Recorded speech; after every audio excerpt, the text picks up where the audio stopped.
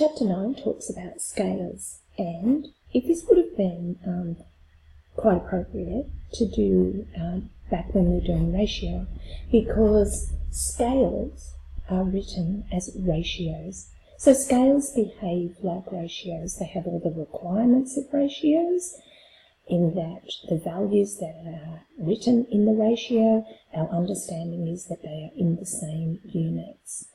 Now, the only other thing that you must realise is that when a scale is given, and scales are usually on maps or scale drawings, the understanding is that the first number represents the distance on the drawing or the map.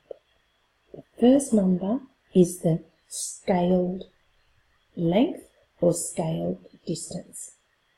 And the second number in the ratio is the real length. So it represents what the real length that would be, and it's through this ratio that we're able to calculate some real lengths. You can see some examples here. If we had the scale 1 to 18 of this car, then if you got your ruler and measured it, I don't think that's probably going to work, but from the original diagram, if you measured it and multiplied it by 18, it would give the real length of the car. Apparently it should have originally, approximately 23 centimetres, so that's not going to measure 23 centimetres in your notes. So no, I've reduced this down. A scale 1 to 64, I guess all this real diagram is really showing is that the bigger the number, the bigger the reduction in real life, or the bigger the number that you've got to multiply your map distance by to get the real distance. Like I said before, ratios behave like, or scales behave like any ratio. So with a scale or a ratio, you can multiply or divide by the same number. And you will find yourself often writing them as a fraction so that we can actually create some equations and solve some equations. If you would like to pause the video and have a read of example 1, I would suggest you do that before I actually start the solution. So all I've done is, just for my own understanding, I've rewritten what I felt was important for me to register. If Nadine is 168, then her real height is 168. I'm really aware of a scale is going to be, say, map distance over real distance. Map or scale, we could replace that with the scale, on the scale, over the real distance.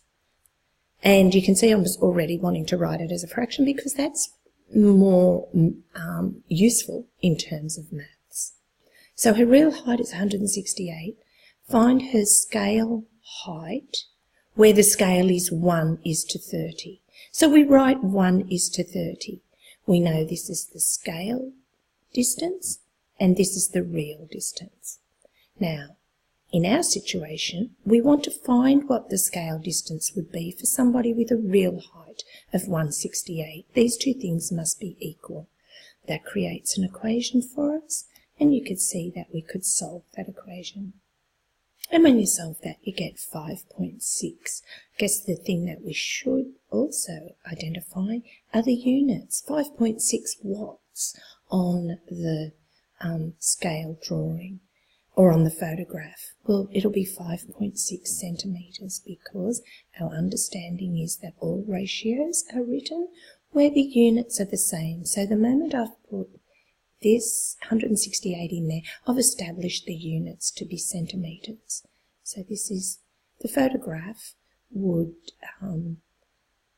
or her height on the photograph would be 5.6 centimetres. The next example is very similar, and again you could pause the video if you want to have an understanding of it yourself before I continue. It's asking again for the scale distance. Now, the thing about this question is the real distance is given in kilometres. The scale is given as 1 on 2 million. There's no problem with that, except if I use this 55, I'm setting the units to kilometres. And keep in mind, I'm wanting to find a scale distance, a map distance. We don't hold a map which we have the size of that we would measure in kilometres, not the size of the map. So while I've got started with my scale as a fraction and trying to find the scale distance for 55 kilometres, and I've gone through and I've treated it algebraically, and then I've found the x by itself, I'm at this stage going to change the units. So instead of keeping it in kilometres, because a map distance is not measured in the distance on a map, the physical distance that the map that we're looking at is not going to be in terms of kilometres. So what sorts of things do I know? I could multiply that by 1,000, and that then brings it back to metres. But again, that's still a very large map that I would be measuring distances on the map in terms of metres apart. I could go to centimetres, however, it's probably more common to go to millimetres. So now, and to convert metres to millimetres, we need it's 1,000, a factor of 1,000. That then nicely cancels out, and now we've got that our scaled distance is 55 on 2, which is 27.5. And now it makes more sense to say, yes, the distance between these two places, Sydney and Penrith, on a map might, if we took our ruler and measured, might be 27.5 millimetres, 2.75 centimetres apart. Hopefully those examples are enough for you to get started on 901.